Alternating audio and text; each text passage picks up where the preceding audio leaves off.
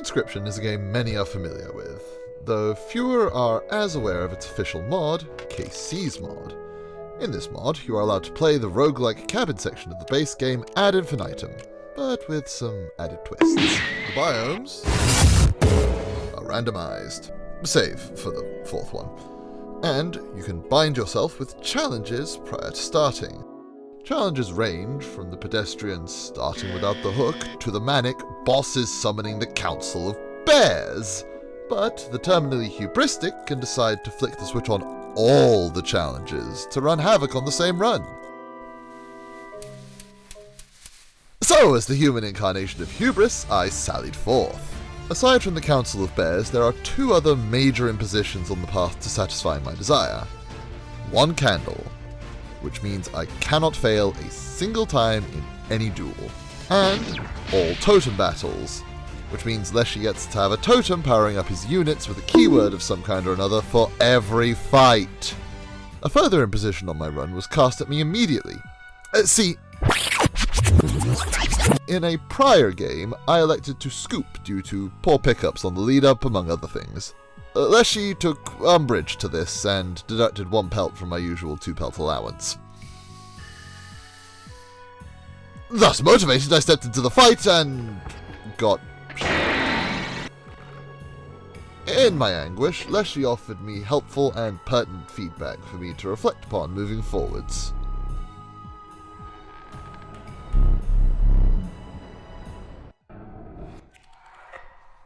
With Leshy's feedback firmly taken to heart, I began the second attempt at a full challenges run. Satisfied with his victory over me, he offers the full 2 pelts. Though apparently is still vindictive, he gives me a pool of rather poor early cards. So we feed the Wolverine to our growing puppy and watch as it utterly falls flat. Hold a moment. We feed the Wolverine to our growing puppy, knowing that it will make the resultant direwolf an utter powerhouse. Yeah, that'll work. The greater run gains a glimmer of hope in the form of a bug totem head. This will be a secret tool that will help us later. But a totem is only as good as its base, and without a strong sigil, the Council of Bears will just crush us under their ursine might. This woodcarver is, make no mistake, going to make or break this run.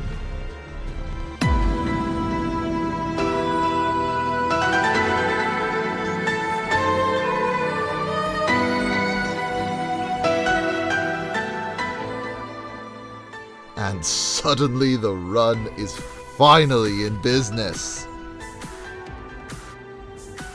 I march into the duel with undue confidence in my now unkillable bug boys, but the initial fight is tough.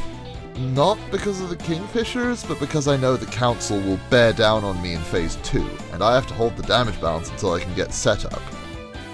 But sooner or later, I have to let Council in. Thankfully, the phase transition can be used to give monsters with the fledgling keyword the opportunity to mature. I managed to withstand the first barrage. However, I can only deal 4 damage from my creatures this turn. But thankfully, I have a secret move. Amateur Dentistry! Also, for those wondering, yes, that red eye is basically permanent, save for 1 or 2 instances.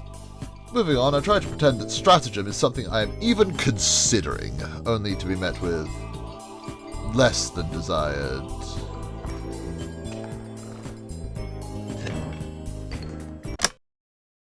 Huh.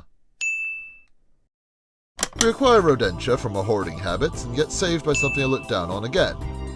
Though I don't know why I looked down on the sparrow when I could do this to it.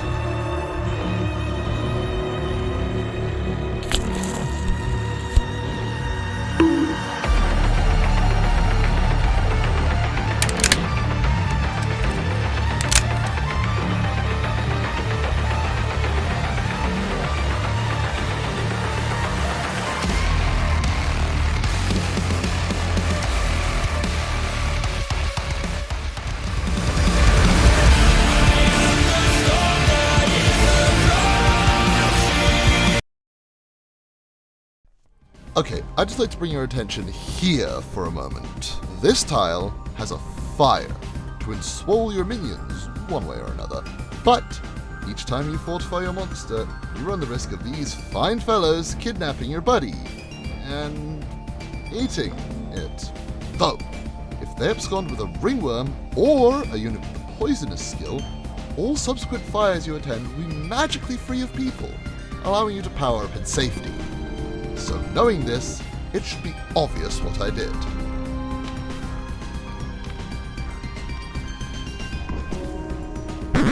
Just the kind of play you expect from someone with no tops in any high-ranking tournaments.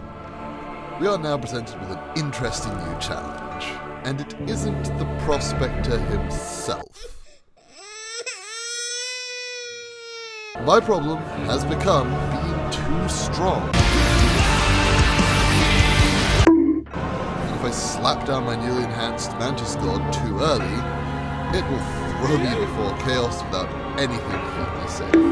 Commonly referred to as a bad move. Thankfully, the Council of Bears appears to have decreed no board nuking between phases. So, with the help of the Mantis God, Dire the Wanderpup, and all the insects in Australia, we pull through.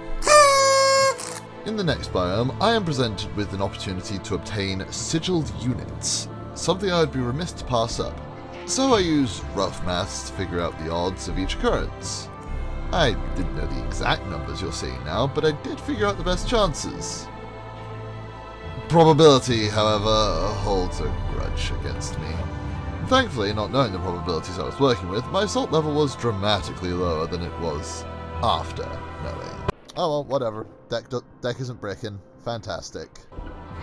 Whilst I show you the definition of insanity, if you've liked everything so far, please consider subscribing. It helps a lot. Shilling aside, here we have my favourite tile in the game. Our gooey friend here has a magical ability to paint a likeness of any of our cards, for he fears nothing besides the scolding of Magnificus, not even the visage of God. And he has never once failed me. Grand Heresy thus committed, we have a slightly brickier deck than I'd like, actually, which makes the next duel unnervingly close. But we managed to clinch it out.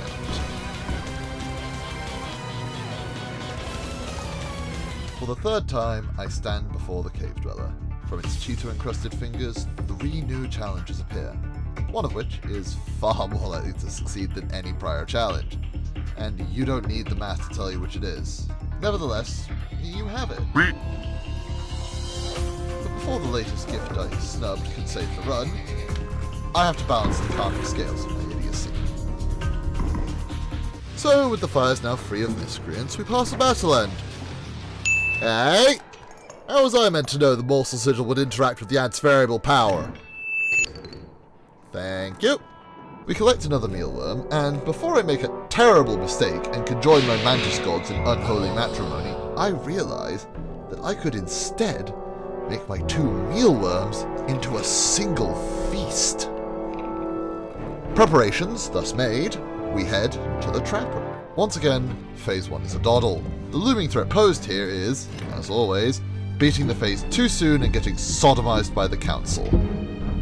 Fortunately for me, the Trapper's Phase 1 gimmick provides anti-pegging pelts, making him the easiest boss in any Bear Challenge playthrough. But just because he's the easiest boss doesn't mean there's no threat. The Manthian is going to make short work of them though, so I really have nothing to...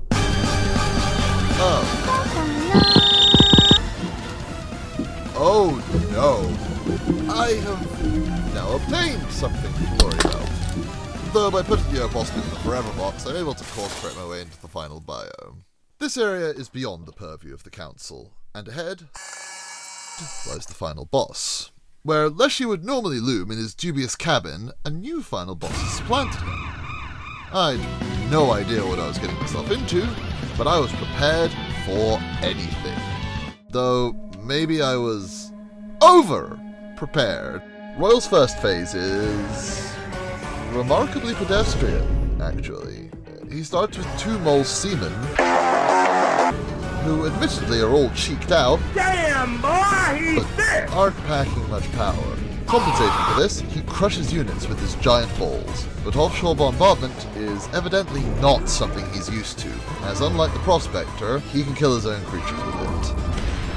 The second phase begins and is also alarmingly easy, as the opening act of it royal hands you an entire platoon of rodents. So even if you can't kill the monsters he summons during your turn, you don't have to worry about dying to them. The things are looking really good so far, but this could all change with the final phase. As many of you know, Leshy's favourite trick as a final boss in both base game and Kaycee's mod is dropping the moon on you. A 140 minion that takes up the whole of his board, blocks flying hits, and can needle all of your units for 1 damage every turn. Will decided that calling the moon is for chumps, and I can sympathise when his ship is apparently twice as durable as a celestial body! Limoncello is his pride and joy, attended by his crew of stalwart skellies. So stalwart are they that the second things start going belly up for the ship, they jump off to help me destroy it. Yet further trivializing this fight until we hit the inevitable. And that was the story about how the best deck carried me through Kaycee's mod's hardest challenge. A challenge that the achievement didn't exist for until after I'd already done it. Hey, Editing Colonel is here with new information. Really dumb information. So, my achievements on Steam list me as having beat the game with every possible challenge before having beaten challenge level 12? I'm not sure how it did that, but the Chivo for beating Kaycee's one with every challenge is currently ascribed to the date of accomplishment. Congrats to me for talking out of my ass. Again. Right, that's the end of the video then, isn't it? Oh boy, I can't leave it on that. Subscribe, please.